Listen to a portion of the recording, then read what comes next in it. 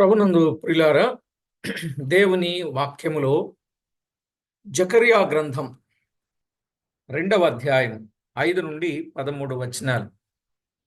నేను దాని చుట్టూ అగ్ని ప్రాకారముగా ఉందును, నేను దాని మధ్య నివాసినై మహిమకు కారణముగా ఉందును. ఇదే యెహోవా వాక్. ఉత్తర దేశములో ఉన్నవారలారా, తప్పించుకొని రండి. ఆకాశపు 4 వాయువులంత విశాలముగా నేను మిమ్మును వ్యాపింపజేసి ఉన్నాను. ఇదే యెహోవా వాక్. 7వ వచనం. బబులోను దేశములో నివాసివగు సియోను, అచ్చటి నుండి తప్పించుకొని పొమ్ము. ఇదే యెహోవా వాక్. 8వ వచనం. సైన్యములకు అధిపతియగు యెహోవా సెలవిచ్చినదేమనగా, మిమ్మును ముట్టినవాడు తన కనుగుడ్డును ముట్టినవాడని ఎంచి తనకు ఘనత తెచ్చుకొన దలచి మిమ్మును దోచుకుని అన్యజనుల యొద్దకు ఆయన నన్ను పంపియున్నాడు. నేను నా చేతిని వారి మీద ఆడించగా వారు తమ దాసులకు దోపుడు సొమ్మొగదురు. అప్పుడు సైన్యములకు అధిపతియగు యెహోవా నన్ను పంపియున్నాడని మీరు తెలుసుకొందురు. సియోను నివాసులారా, నేను వచ్చి మీ మధ్యను నివాసము చేతును. సంతోషముగా నుండి పాటలు పాడుడి. ఇదే యెహోవా వాక్. ఆ దినమున అన్యజనులు అనేకులు యెహోవాను హత్తుకుని నాకు జనులగుదురు. నేను మీ మధ్య నివాసము చేతును. అప్పుడు యెహోవా నన్ను మీ వద్దకు పంపియున్నాడని మీరు తెలుసుకొందురు. మరియు తనకు స్వాస్యమని యెహోవా ప్రతిష్ఠితమైన దేశములో యూదాను స్వతంత్రించుకొనును. యెరూషలేమును ఆయన ఇకను కోరుకొనును. సకల జనములారా, యెహోవా తన పరిశుద్ధమైన నివాసము విడిచి వచ్చుచున్నాడు. ఆయన సన్నిధిని మౌనులై ఉండుడి. చదవబడిన దైవ లేఖనం కొరకై ప్రార్థన చేసి వాక్యాన్ని విందాం. జీవాధిపతి అయిన మా దేవా, మీ ఘననామానికి స్తోత్రము చెల్లిస్తున్నాం. యుగ సమాప్తి వరకు మాతో ఉండేవాడా, మాకు తోడై ఉండేవాడా, మా మధ్యన మా పక్షమున ఉండేవాడా, మీకు స్తోత్రం.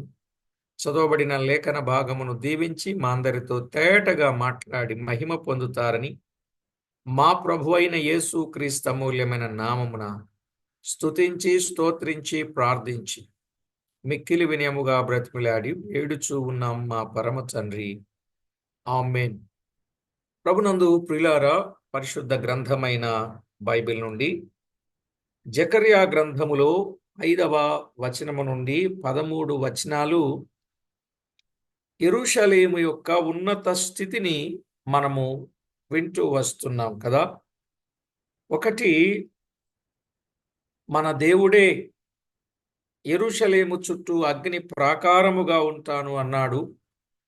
రెండవది, నేను దాని మధ్య యెరూషలేము నివాసినయుందును అని అన్నాడు. మూడవది, 5వ వచనములో, నేను దాని చుట్టూ అగ్ని ప్రాకారముగా ఉందును, నేను దాని మధ్యను నివాసినై మహిమకు కారణముగా నుండును అన్నాడు. మూడవ మాట, మహిమకు కారణముగా నుండును.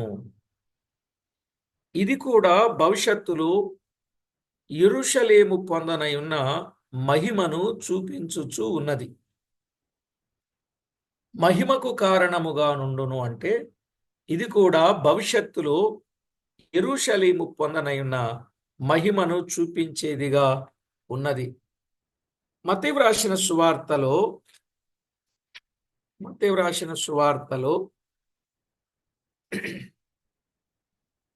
24వ అధ్యాయం 29, 30 వచనాలలో ఏమనున్నది? 24వ అధ్యాయం 29, 30. ఆ దినముల శ్రమ ముగిసిన వెంటనే చీకటి సూర్యుని కమ్మును, చంద్రుడు కాంతిని ఇయ్యడు, ఆకాశము నుండి నక్షత్రములు రాలును, ఆకాశమందలి శక్తులు కదలింపబడును. 30వ వచనం. అప్పుడు మనుష్య కుమారుని చూచెన ఆకాశమందు కనబడును. అప్పుడు మనుష్య కుమారుడు ప్రభావముతోను మహామహిమతోను ఆకాశ మేఘారూఢుడై వచ్చుట చూచి భూమి మీదనున్న సకల గోత్రముల వారు రొమ్ము కొట్టుకుందురు అన్నాడు. కనుక ఈ వచన భాగాన్ని బట్టి మనం ఆలోచన చేసినప్పుడు 7 ఏండ్ల శ్రమ ముగిసిన వెంటనే క్రీస్తు మహిమతో దిగి వస్తాడు. 7 ఏండ్ల శ్రమ ఎప్పుడైతే ముగించబడుతుందో యేసుక్రీస్తు ప్రభువారు మహిమతో దిగి వస్తారు. మత్తయి సువార్త 24వ అధ్యాయం 31 నుండి 46 వచనాలు మనము చదువుకుంటే మనకు అర్థమయ్యేది అదే. 31 నుండి 46 వచనాలు. అక్కడ వ్రాయబడినట్లు, మహిమగల సింహాసనములో ఆయన ఆసీనుడైన ఆ తరువాత యెరూషలేము మహిమ కారణముగానున్నది. అర్థమైందండి? మహిమగల సింహాసనములో ఆయన ఆసీనుడాయన్. ఆ తరువాత యెరూషలేము మహిమ కారణముగానున్నది. యెషయా గ్రంథములో 60వ అధ్యాయం 13వ వచనాన్ని మనం చదువుకోవచ్చు. యెషయా గ్రంథం 60వ అధ్యాయం 13వ వచనం. నా పరిశుద్ధ స్థలపు లేక పరిశుద్ధాలయపు అలంకారము నిమిత్తమై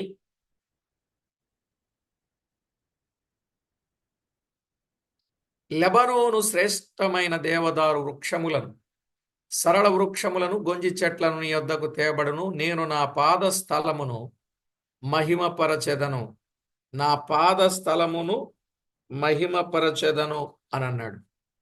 యెషయా గ్రంథం 62వ అధ్యాయం 1 నుండి 3 వచనాలు. 1 నుండి 3 వచనాలు కూడా చదివితే అక్కడేమనుంది? సియోను నీతి సూర్యకాంతి వలె కనబడు వరకు, దాని రక్షణ దీపం వలె వెలుగుచుండు వరకు సియోను పక్షమందు నేను మౌనముగా ఉండను, యెరూషలేము పక్షమందు నేను ఊరకుండను అన్నాడు. 2వ వచనం. జనములు నీ నీతిని కనుగొనును, రాజులందరూ నీ మహిమను చూచెదరు. యెహోవా నియమింపబోవు క్రొత్త పేరు నీకు పెట్టబడును. 3వ వచనం. నీవు యెహోవా చేతిలో భూషణ కిరీటముగాను, నీ దేవుని చేతిలో రాజకీయ మకుటముగాను ఉందువు. దేవుడు ఎంత గొప్ప స్థితిని యెరూషలేముకు ఇవ్వబోతున్నాడో మనకు అర్థమవుతుంది. మరి నేడు క్రీస్తును అంగీకరించిన వారి విషయంలో కూడా ఇలాగూ మహిమకరమైన స్థితిని మనము చూడగలం. క్రీస్తు మహిమను పొందటానికే ఆయన పిలుచుచున్నట్లుగా మనము చూడగలం కదా. ఆయన మహిమను పొందగలుగునట్లు ఆయన మనలను పిలుచుచూ ఉన్నాడు. తెస్సలోనికైలకు రాసిన 2వ పత్రిక 2వ అధ్యాయం 14వ వచనం. తెస్సలోనికైలకు రాసిన 2వ పత్రిక 2వ అధ్యాయం 14వ వచనం.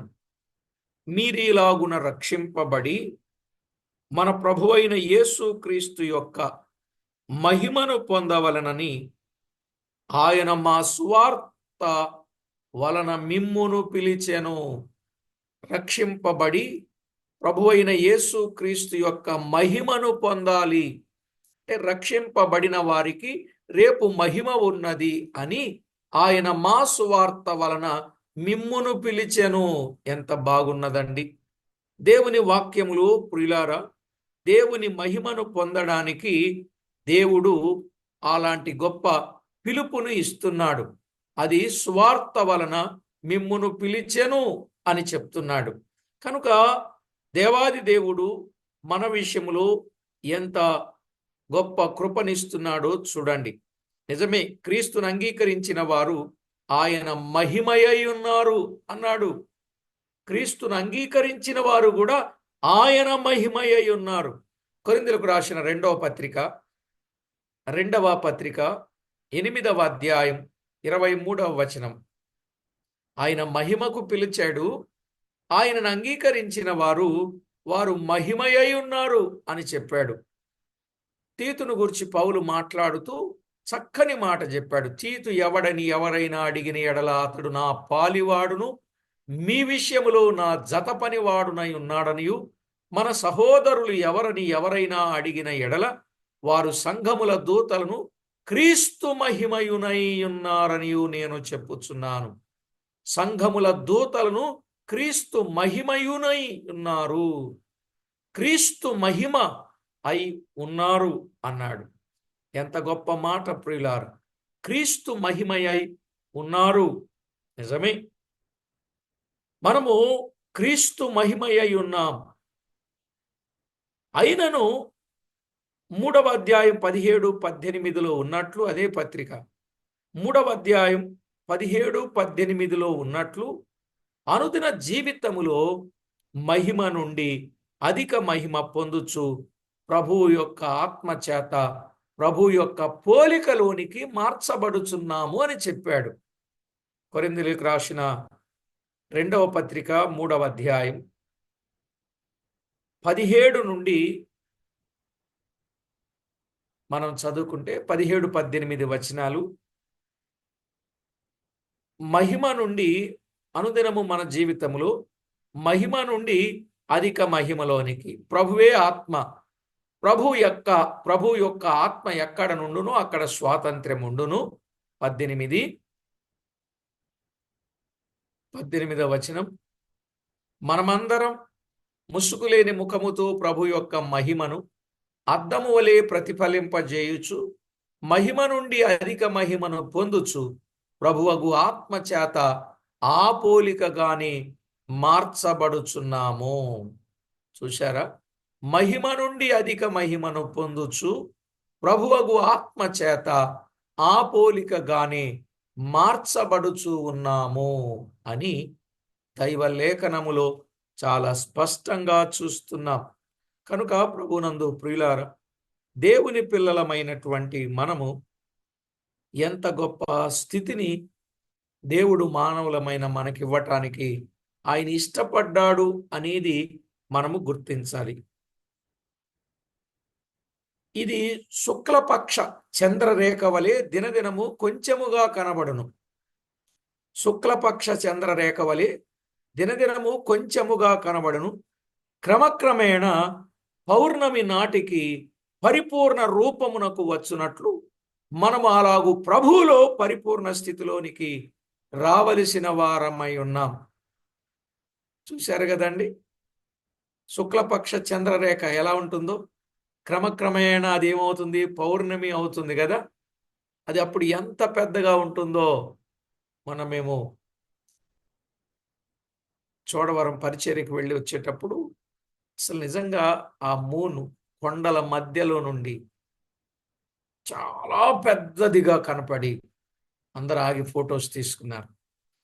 అది ఎంత అందంగా ఉందో, ఎంత రమ్యంగా ఉందో. నిజమే.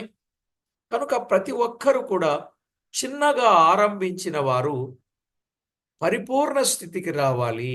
విశ్వాస విషయంలో సంపూర్ణ సిద్ధి పొందిన వారుగా కావాలి. ప్రభు పోలికలోనికి మార్చబడాలి. మహిమ నుండి అధిక మహిమలోనికి మనము వెళ్ళాలి. పరిశుద్ధత నుండి అతి పరిశుద్ధతలోనికి రావాలి అని దేవుని యొక్క ఆలోచన. ఇందాక మనం చెప్పుకున్నట్టు చంద్రునికి స్వయం ప్రకాశము లేదనియు, సూర్యుని వెలుగు చంద్రుని మీద పడుట వలన చంద్రుడు పరిపూర్ణ రూపానికి వచ్చుట లేదనియు, అడ్డము వచ్చిన భూమి తొలగిపోవు కొలది చంద్రుడు పరిపూర్ణ రూపానికి వచ్చుచున్నాడనియు మనం ఎరుగుదాం కదా. చంద్రుడు స్వయం ప్రకాశిత కాదు. సూర్యకాంతి చంద్రుని మీదకి వస్తే అప్పుడు ఆ కాంతి వలన ఒకవేళ ఏదైనా భూమి అడ్డు వచ్చినా దానిని తీసివేసి ఆ కాంతిని సంపూర్ణంగా ఆయన ఇచ్చేవాడుగా ఉన్నాడు. ఒక వ్యక్తి తన జీవితంలో పరిపూర్ణుడు కావటానికి కావలసిన సదుపాయాలు, ఈ భూమి అంటే మానవ జనాంగం, ఒకవేళ వ్యతిరేకంగా లేక ఇబ్బందిగా లేక నానా రకాల శోధనలు ఏవైనా ఎదురైనప్పటికీ వాటిని తొలగించి పరిపూర్ణ సారూప్యంలోనికి తీసుకురావటానికి ఆయన ఇష్టపడుచున్నాడని మనము అర్థం చేసుకోవాలి. దైవ లేఖనంలో వ్రాయబడిన ఇట్టి సత్యాలు ప్రతి ఒక్కరూ గుర్తించుట అది ఎంతైనా మంచిది ప్రియులారా. నిజమే, మన ప్రియ ప్రభు అమూల్యములను అత్యధికములైన వాగ్దానాలు ఇచ్చాడు. ఎందుకు? లోకము యొక్క దురాశను భ్రష్టత్వాన్ని తప్పించుకొని దేవ స్వభావములోనికి మార్చబడడానికి. ఈ లోకములో దురాశ భ్రష్టత్వం ఏలుబడి చేసేస్తుంది. భక్తులైన వారిని కూడా భ్రమ పుట్టించేసేసి లోకంలో పడగొట్టేసేసి లోకపు ఆస్తులు అంతస్తులు ఫేమ్ అండ్ నేము వీటి వైపు తిప్పేస్తా ఉన్నాడు. కానీ అమూల్యములైన అత్యధికములైన వాగ్దానాలను మనము గుర్తు చేసుకొని ఈ లోకములో ఉన్న దురాశను భ్రష్టత్వాన్ని తప్పించుకొని దేవ స్వభావములోనికి మార్చబడాలి మనం. అది ఆయన కోరుకుంటున్నది కదా. ఆ విధమైన అనుభవానికి ప్రతి ఒక్కరూ రావలసిన వారమై ఉన్నామని ప్రభు పక్షంగా మీకు ప్రేమతో మనవి చేస్తున్నా. మనకు ఎలాగూ సొంత మహిమ లేదు. ఉందా? సొంత మహిమ ఏమైనా ఉందా అండి మనకి? చంద్రుడికి ఏమైనా సొంతగా స్వయం ప్రకాశిత కాదు కదా. మనకు కూడా సొంత మహిమ లేదు. మహిమా స్వరూపి అయిన క్రీస్తే. యాకోబు పత్రిక 2వ అధ్యాయం 1వ వచనం. యాకోబు పత్రిక 2వ అధ్యాయం 1వ వచనములో మనం ఆలోచన చేసినప్పుడు మహిమా స్వరూపి అయిన క్రీస్తు యొక్క మహిమను మనం పొందాలి. అయితే భూ సంబంధమైన కోరికలు, ఇచ్చలు, కార్యములు మన ప్రియ ప్రభువునకు మనము అడ్డముగా ఉన్నంత కాలం మనము పరిపూర్ణముగా ఆయన రూపములోనికి రాలేము. అది సంపూర్ణముగా తొలగించిన వాడే ఆత్మీయంగా ప్రభు యొక్క రూపములో ఉండగలడు. ఆయన లాంటి గుణలక్షణములు కలిగి ఉండగలము. అది ప్రభు యొక్క పోలిక, సారూప్యత. అర్థమైందండి? కనుక ఈలాగున ప్రతి విషయాన్ని మనం జాగ్రత్తగా ఆలోచన చేసి ప్రభు సారూప్యములోనికి దినదినము మార్చబడాలి. ఎందుకంటారా? ఫిలిప్పీ పత్రిక 3వ అధ్యాయం 21వ వచనం ప్రకారంగా మన దీన శరీరములను ఆయన సమరూపములు గల శరీరాలకు మార్చబోతున్నాడు. మన దీన శరీరాన్ని ఆయన సమరూపము గల శరీరంగా ఆయన మార్చబడుచు ఉన్నాడు. ఫిలిప్పీ పత్రిక 3:21 3:21 దైవ లేఖనంలో వ్రాయబడిన ఈ సంగతిని మనము గమనించాలి. సరే ప్రియులారా, మరి ఇక్కడ మన స్థితి ఎలా ఉందో ఆలోచన చేయాలి. సమస్తమును తనకు లోబరుచుకున్న జాలిన శక్తిని బట్టి ఆయన మన దీన శరీరమును తన మహిమగల శరీరమునకు సమరూపము గల దానిగా మార్చును. మన దీన శరీరాన్ని తన మహిమగల శరీరమునకు సమరూపము గల దానిగా మారుస్తాడు. ఇక మట్టి శరీరం పోతుంది, దీన శరీరం పోతుంది, మహిమగల శరీరంగా ఆయన మారుస్తాడు. ఎంత గొప్ప మాట అండి! అలాగూ మార్చబడాలి అని అంటే మనం ఎప్పటికప్పుడు ఆయన సారూప్యములోనికి, దేవ స్వభావములోనికి మనము పాలివారము కావాలి. కనుక ఏదైనా ఇప్పటి వరకు ప్రభు యొక్క రూపములోనికి మార్చకుండా, మారనీయకుండా ఉంటే దానిని మనం విడిచిపెట్టాలి. ఏదైనా ప్రభు సారూప్యములోనికి మార్చబడకుండా అడ్డం ఏదైనా వచ్చినట్లయితే దాన్ని దూరపరచుకోవాలి. ఇది ఇలాగున మన ఆత్మీయ స్థితిని మనము కాపాడుకోవాలి. ఆయన వచ్చినప్పుడు ఎంత చక్కని మాట! మన దేహము కూడా మహిమ దేహముగా మార్చబడుతుందంటే ఇది ఎంత విశేషమైన మాట కదండి. అప్పుడు ఏ వ్యాధి, బాధ, మరణము, దుఃఖము, ఆకలి, దాహము ఇవేమీ లేకుండా నిత్య మహిమలో మనలను చేర్చుకుంటాడు. నిత్య మహిమలో. పేతురు రాసిన మొదటి పత్రిక అదే చెప్పాడు. పేతురు రాసిన మొదటి పత్రిక 1వ అధ్యాయం 1 నుండి 10 వచనాలు చదువుకోవాలి, కానీ 10వ వచనం చదివినా సరిపోద్ది. 1 నుంచి 10 వచనాలను రాసుకోండి, కానీ 10వ వచనం స్క్రీన్ మీద చూడండి. తన నిత్య మహిమకు మిమ్మును పిలిచాడు. ఎంత చక్కని మాట! మీకు కలుగు ఆ కృపను గూర్చి ప్రవచించిన ప్రవక్తలు ఈ రక్షణ గూర్చి పరిశీలించుచు తన యందున్న క్రీస్తు ఆత్మ యొక్క విషయమైన శ్రమలను గూర్చి వాటి తరువాత కలుగబోవు మహిమలను గూర్చియు ముందుగా సాక్ష్యమిచ్చునప్పుడు. చూశారా? క్రీస్తు విషయమైన శ్రమలను గూర్చియు వాటి తరువాత కలుగబోవు మహిమలను గూర్చియు. క్రీస్తు శ్రమ పడ్డాడు కదా, ఆ తరువాత కలుగబోవు మహిమ ఉన్నది చూశారు. అది ఎంత గొప్ప మాట. 9వ వచనం.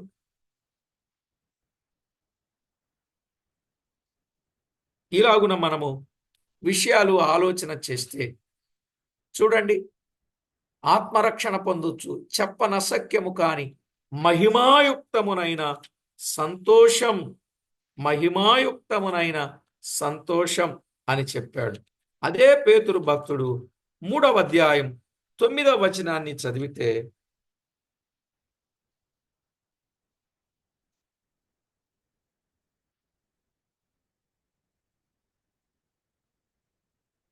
మీరు ఆశీర్వాదమునకు 5వ అధ్యాయం 10వ వచనంలో చదువుకుందాం. 5వ అధ్యాయం 10వ వచనం. 5వ అధ్యాయం 10వ వచనం అండి. తన నిత్య మహిమకు క్రీస్తునందు, తన నిత్య మహిమకు క్రీస్తునందు మిమ్మును పిలిచిన సర్వకృపానిధియగు దేవుడు కొంచెము కాలము మీరు శ్రమపడిన పిమ్మట తానే మిమ్మును పూర్ణులనుగా చేసి స్థిరపరచి బలపరచును. ఏమండి, నిత్య మహిమకు వెళ్ళాలంటే క్రీస్తునందు కొంచెము కాలం మనం ఏం పడాలి? శ్రమ అనేది ఉంది. ఆ తర్వాత ఆయన మనల్ని ఏం చేస్తాడు? పూర్ణులనుగా చేస్తాడు, స్థిరపరచి బలపరుస్తాడు. ఎంత బాగుందండి వచనం. కనుక ప్రభువు మనల్ని పిలిచింది ఎక్కడికి? నిత్య మహిమకు. కనుక మహిమయ్యి ఉన్నవాడు ఆయనే, మహిమనిచ్చేవాడు ఆయనే, మనలను మహిమగా మార్చువాడు ఆయనే, నిత్య మహిమలో ఉంచువాడు ఆయనే. ఇంతటి గొప్ప సత్యాన్ని మనము గుర్తించాలి. కాబట్టి ఈ విషయాలన్నీ తలంచినప్పుడు భవిష్యత్తులో ఇశ్రాయేలులకు కలుగు మహిమయే అత్యధికమైనదిగా కనబడుచూ ఉన్నది. కాబట్టి ఎన్ని శ్రమలు దేవుని కొరకు అనుభవిస్తూ ఉన్నా అవన్నీ మనం రేపు మహిమకు కారణంగా మారబోతున్నాయి. ఇప్పటి కాలపు శ్రమలు ఎన్నదగినవి కావు, రేపు మహిమ ఎదుట ప్రత్యక్షపు కాబోయే శ్రమ అన్నాడు. ఇప్పటి కాలపు శ్రమ ప్రత్యక్షము కాబోయే మహిమ ఎదుట ఎన్నదగినది కాదు. రోమాపత్రిక 8:18 ఉంటుంది ఆ మాట.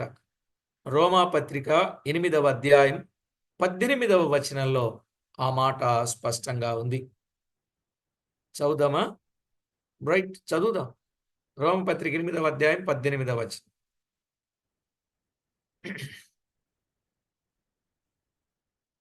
మన ఎడల ప్రత్యక్షము కాబోయే మహిమ ఎదుట ఇప్పటి కాలపు శ్రమలు ఎన్నదగినవి కావని ఎంచుచున్నాను.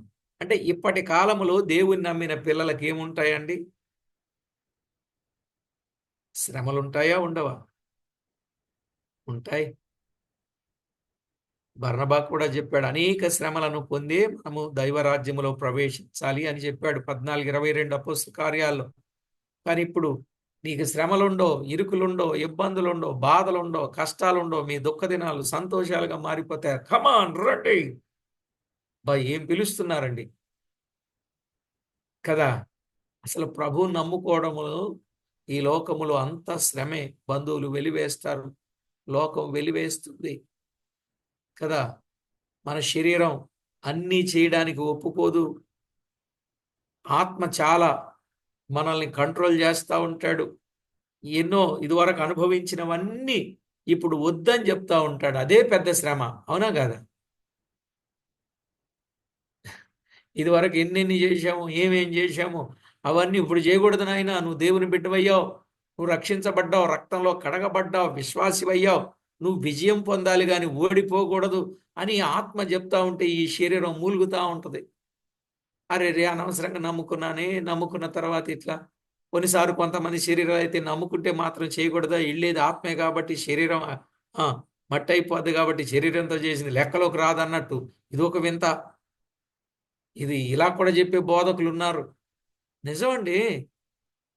దయచేసి ప్రేమతో చెప్తున్నా ప్రియులారా, మనము లోకానికి ప్రత్యేకంగా బ్రతకాలి. మనము దేవునికి విరోధంగా ఉండకూడదు. మనకు లోకం విరోధంగా, మనకు శత్రువు విరోధంగా ఎప్పుడూ ఉంటారు. వారితో మనము జతగట్టకూడదు. ఆ విధంగా మన జీవితాన్ని మనం జాగ్రత్త చేసుకోవాలి. ఇక 4వది జకర్యా గ్రంథం 2వ అధ్యాయం 6వ వచనం చదువుకుందాం.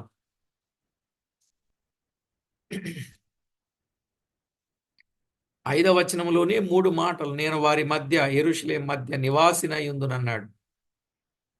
యెహోవా మహిమకు కారణముగా నుండును అన్నాడు కదా. ఎంత చక్కని మాట. వారి మధ్య ప్రాకారముగా ఉందును అన్నాడు. 3 మాటలు 5వ వచనంలోనే విన్నాం మనం. ఇక 4వది జకర్యా గ్రంథం 2వ అధ్యాయం 6వ వచనం. జకర్యా గ్రంథం 2వ అధ్యాయం 6వ వచనాన్ని మనం చదువుకుందాం. ఇదే యెహోవా వాక్కు, ఉత్తర దేశములోనున్న వారలారా తప్పించుకొని రండి. ఆకాశపు 4 వాయువులంతా విశాలముగా నేను మిమ్మును వ్యాపింపచేసి ఉన్నాను. ఇదే యెహోవా. ఇక్కడ 4వది, ఆకాశపు 4 వాయువులంత విశాలముగా నేను మిమ్మును వ్యాపింపజేసి ఉన్నాను. ఇది కూడా ఇశ్రాయేలీలలో భవిష్యత్తులో జరుగు కార్యం. ఇశ్రాయేలులో భవిష్యత్తులో జరుగు కార్యం. జకర్యా గ్రంథం 10వ అధ్యాయం 8 నుండి 10 వచనాలు. జకర్యా గ్రంథం 10వ అధ్యాయం 8 నుండి 10 వచనాలలో వ్రాయబడిన మాట చూడండి. 8 to 10. నేను వారిని విమోచించి ఉన్నాను గనుక వారిని ఏలవేసి పిలిచి సమకూర్చెదను. నేను వారిని విమోచించి ఉన్నాను గనుక వారిని ఏలవేసి పిలిచి సమకూర్చెదను. మునుపు విస్తరించినట్లుగా వారు విస్తరించుదురు. అన్యజనులలో నేను వారిని విత్తగా దూరదేశములలో వారు నన్ను జ్ఞాపకము చేసుకొందురు. వారును వారి బిడ్డలను సజీవులై తిరిగి వత్తురు. ఐగుప్తు దేశములో నుండి వారిని మరలా రప్పించి అష్షూరు దేశములో నుండి సమకూర్చి ఎక్కడను చోటు చాలనంత విస్తారముగా గిలాదు దేశములోనికిని లెబానోను దేశములోనికిని వారిని తోడుకొని వచ్చెదను. ఆహా, ఎంత గొప్ప లేఖన సత్యం. అలాగే ఇర్మియా గ్రంథం 33వ అధ్యాయం 22వ వచనం. ఇర్మియా గ్రంథం 33:22 చదువుతున్నారా? ఆకాశ నక్షత్రములు లెక్కింప శక్యముగానట్టుగాను సముద్రపు ఇసుక రేణువుల నించుట అసాధ్యమైనట్టుగాను నా సేవకుడైన దావీదు సంతానమును నాకు పరిచర్య చేయు లేవీలను లెక్కింపలేనంతగా నేను విస్తరింపచేయుదును. లెక్కింపలేనంతగా నేను విస్తరింపచేయుదును. లెక్కింపలేనంతగా. ఎంత గొప్ప మాట. జకర్యా గ్రంథం 8వ అధ్యాయం 3 నుండి 6 వచనాలు కూడా చదివితే, జకర్యా గ్రంథం 8వ అధ్యాయం 3 నుండి 6 వచనాలు మనము చదివినట్లయితే అక్కడ కూడా ఆ మాటలే వ్రాయబడ్డాయి. సరే ప్రియులారా, దైవలేఖనములో వ్రాయబడిన మాటలు దేవుడు తన పిల్లలకు ఇచ్చే ఒక గొప్ప స్థితి. యెహోవా సెలవిచ్చినదేమనగా, నేను సీయోను నొద్దకు మరలా వచ్చి యెరూషలేములో నివాసము చేతును, సత్యమును అనుసరించు పురమనియు సైన్యములకు అధిపతి యెహోవా పర్వతం పరిశుద్ధ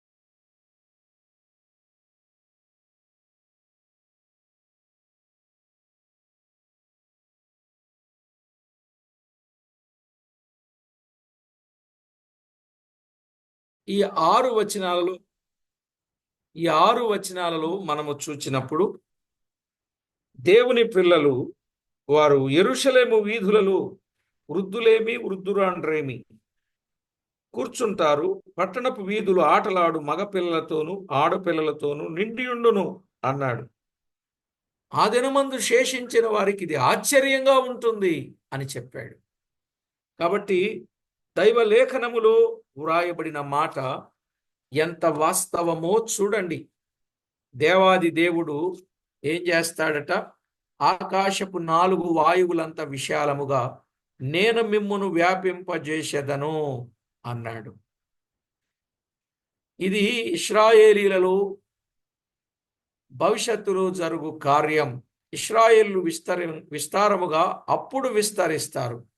ఇప్పుడు మన విషయం, యెరూషలేము సంఘము స్థాపింపబడెను. ఇప్పుడండి అపోస్తల కార్యాలు 2 నుండి 7 అధ్యాయాలు మనము చదివితే యెరూషలేములో శిష్యులు విస్తరించారా లేదా? విస్తరించారు. 4వ అధ్యాయం 4లో, 6వ అధ్యాయం 7వ వచనములో యెరూషలేములో శిష్యుల సంఖ్య బహుగా విస్తరించెను అని వ్రాయబడింది. ఇక 8, 9 అధ్యాయాలలో యూదయ సమరయ దేశములలో 10 నుండి అప్పుడున్న ఆసియా, ఆఫ్రికా, ఐరోపా ఖండములలో సువార్త ప్రకటింపబడగా సంఘములు విస్తరించెను. 16వ అధ్యాయం 5వ వచనం అపోస్తల కార్యాల్లో అంత విస్తరణే మనము చూస్తున్నాం. 6వ అధ్యాయం 7వ వచనములో యెరూషలేములో సంఘము విస్తరించెను, యెరూషలేములో శిష్యుల సంఖ్య బహుగా విస్తరించెనన్నాడు. 9వ అధ్యాయం 31వ వచనములో సంఘము విస్తరించుచుండెను అన్నాడు. సంఘము విస్తరించుచుండెను అన్నాడు. 16వ అధ్యాయం 5వ వచనములో సంఘములు విస్తరించుచుండెను అన్నాడు. మరి ఆ రోజుల్లో యెరూషలేములో గాని, ఆసియాలో గాని, ఆఫ్రికాలో గాని, ఐరోపాలో గాని, యూదయలో గాని, సమరయలో గాని సంఘములు విస్తరించడానికి నాటి భక్తులు ఎంతో కృషి చేశారు. మనం పొద్దున్నెళ్ళి సాయంత్రానికి ఇంటికి రాకపోతే మనకెట్లనో ఉంటుంది. కానీ ఆ రోజుల్లో వారు సంవత్సరాలు వెళ్ళి పని చేశారు కదా. మొదటి యాత్ర ఎన్ని సంవత్సరాలు? 2 సంవత్సరాలు చేశారు. ఇలాగున సంవత్సరాలు, కొన్ని వందల కిలోమీటర్లు వారు ప్రయాణం చేశారు. వేల కిలోమీటర్లు ప్రయాణం చేశారు. దేవుని కొరకు వారెంత కష్టపడ్డారోనండి. అలా కష్టపడుతూ ఉండగా వారి సేవలో సహకరించేవారు లేకపోలే. సంఘాలు వారికి సహాయం చేశారు. లేకపోతే అంత పని ఎక్కడ చేయగలుగుతారు వాళ్ళు? సంఘాలు ఎంతో సహాయపడ్డారు. ఈవేళ సహాయం చేసేవాళ్ళు లేరు, కానీ సణుగుకునేవారు ఉన్నారు. ఇన్ని చేస్తున్నారంటే ఎక్కడి నుంచో వచ్చింది కావాలో, అందుకే ఇన్ని చేస్తున్నారనే వాళ్ళు ఒకళ్ళు. నిజమే, మరి రాకపోతే ఎందుకు చేస్తారు అనేవాళ్ళు ఇంకొకళ్ళు. ఇంకా ఎలా ఉంటారంటే ఇవన్నీ చేసి జనానికి చూపిస్తే పంపిస్తారని ఇలాగన్నీ చేస్తున్నారు అనేవాళ్ళు ఒకళ్ళు. నిజమా కాదా? మీరు అనరు. నిజమా కాదా? నిజమే. ఎవరేమనుకుంటే అనుకోనివ్వండి. బ్రదర్, మన హృదయములో ఉన్న భారాన్ని బట్టి పని జరుగుతూ ఉంటది. మన హృదయములో ఉన్న వేదనను బట్టి పని జరుగుతూ ఉంటది. అంతేగాని ఇలాగ గాలి మాటలు ఇన్నన్నా అనుకోనివ్వండి, మనకేం లెక్కలేదు. నాకైతే ఆ రోజు ఇలాంటి మాటలు కూడా ఎన్నో ఉండుంటాయి, కానీ వారు ఆ రోజుల్లో ఏది లెక్క చేయలేదు. వారు ఒకటే గురి, సువార్త ద్వారా కొందరిని రక్షణలోనికి నడిపిస్తే వారు మరణము నుండి తప్పించుకొని వారు మహిమలోనికి వెళతారు. అంతే గురి. ఇంకా అది వచ్చేదా పోయేదా, ఎవరన్నా ఏమన్నా అనుకునేదా? మనం జయంగానే చేసే వాళ్ళకి 99 వంకలు చెప్తాం. 99 కారణాలు అంటా ఉంటాం. చాలా తప్పు చేస్తున్నాం తెలుసండి అది. కనుక దయచేసి ఎప్పుడు పని చేసే వారికి ఎప్పుడు కూడా తాటి ఆకులు కట్టే, పుల్లలు పెట్టే ప్రయత్నాలు ఎన్నడూ ఎవరు చేయకూడదు. మంచిది కాదు అని ప్రభుపక్షంగా ప్రేమతో మనవి చేస్తున్నాను. నిజంగా భక్తులు ఎంతెంత కష్టపడ్డారు ఆ రోజుల్లో. నిజంగా ప్రభువు చెప్పినట్లు భూదిగంతముల వరకు సువార్త వ్యాపించి ప్రకటింపబడుచు ఉన్నట్లుగా కూడా చూస్తాం. 19-20 అధ్యాయాలు కదా. అలాగే రోమా పత్రిక 1వ అధ్యాయం 8వ వచనములో ఏమంటాడు? మీ విశ్వాసము సర్వలోకములో వ్యాపించుచుండుటను బట్టి అన్నాడు. రోమీల యొక్క విశ్వాసం అటండి సర్వలోకములో వ్యాపించిందట. అసలు ఆ వచనం చదువుకున్నప్పుడు నాకు చాలా సంతోషం అనిపించింది. సర్వలోకములో వ్యాపించింది వారి విశ్వాసం. కనుక దేవుని వర్తమానం ప్రచురమయ్యింది. నేడు మన ద్వారా కూడా సర్వలోకములో సువార్త వినబడగలుగునట్లు మనలను దేవుడే విస్తరింప చేయగలడు కదా. మన ద్వారా సర్వలోకానికి సువార్త వెళ్ళాలి. చూడండి, ఆ రోజుల్లో డిఎల్ మూడీ గారు, సిహెచ్ పిన్నీ గారు, ఓజే స్మిత్ గారు, బిల్లీ గ్రహం గారు, కేఏ పాల్ గారు, మంచి సువార్తికుడు ఆయన. చాలా బాగా సువార్త చేసేవాడు. అసలు ప్రపంచంలోనే ఆయన సభలకు వచ్చినంత మంది ఎవరి సభలకు రాలే. అంత సభలు ఆయన కండక్ట్ చేసేటటువంటి వాడు. అయితే ఇప్పుడు పరిస్థితి తారుమారైపోయింది. అది ఎందుకయిందో ఆయనకే తెలియాల. గొప్ప ప్రపంచ సువార్తికుడు అనిపించుకున్నాడు చిన్న వయసులో. బిల్లీ గ్రహం గారు చెప్పక్కర్లేదు ఆయన ఎంత గొప్ప ప్రపంచ సువార్తికుడు. అలాగున దేవుడు వారిని వ్యాపింపచేశాడు. నేడు నిన్ను నన్ను కూడా అలాగు వ్యాపింప చేయగలడు. కనుకనే ప్రతి ఒక్కరు కూడా ఆలోచన చేసి మన స్థితి ఎట్లున్నదో మనం పరీక్ష చేసుకొని దేవుని పని చేసి వ్యాపించాలి. దేవుని పని ద్వారా వ్యాపించాలి. అవునా కదండి? ఎన్ని ప్రాంతాలకో వెళ్ళాలి. నేను రాను, నో అని చెప్పకూడదు. వెళ్ళాలి, వెళ్ళాలి. నాతో పనికొచ్చిన వాళ్ళు పని చేయకపోతే కూడా నేను ఊరుకోనండి. చాలా గట్టిగా గసురుతా, కోప్పడతా. కరెక్ట్ కాదు, మీరు వచ్చింది ఎందుకు? దేవుని పని చేయడానికి వచ్చారు, దేవుని పని చేయండి అని చెప్తా. అలా చెప్తే వింటారు కొందరు. ప్రేమగా చేయండి బ్రదర్ అంటే, బ్రదర్ కొంచెం నీరసమా? ప్రభు పనులు నీరసమా?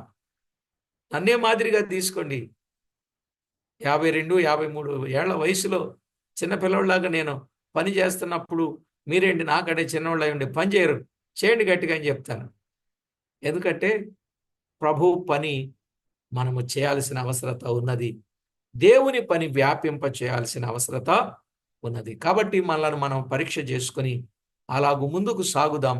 అది మనకు ఆశీర్వాదకరం. ఇక తర్వాత మిగిలిన సంగతులు మనం విందాం. దాదాపుగా 9 సంగతులు ఉన్నాయి. ప్రభు చిత్తమైతే త్వరగా వాటిని మనం ముగిద్దాం. ప్రార్థన చేసుకుందాం.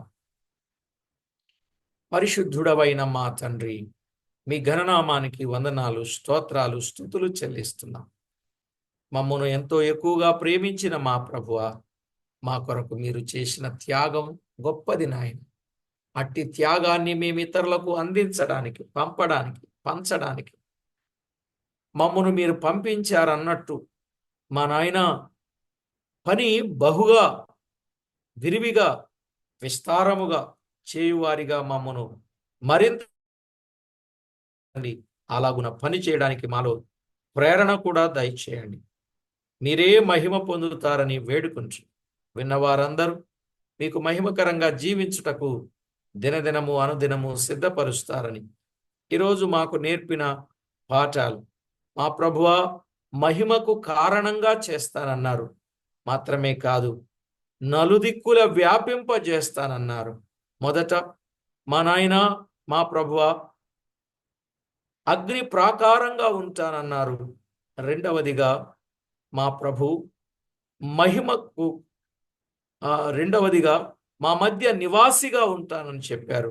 మూడవదిగా మహిమకు కారణంగా చేస్తానని చెప్పారు. నాలుగవదిగా వ్యాపింప చేస్తానని చెప్పారు.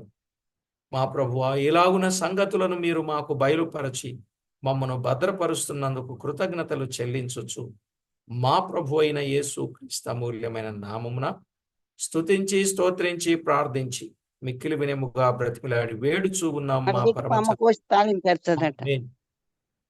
అమ్మే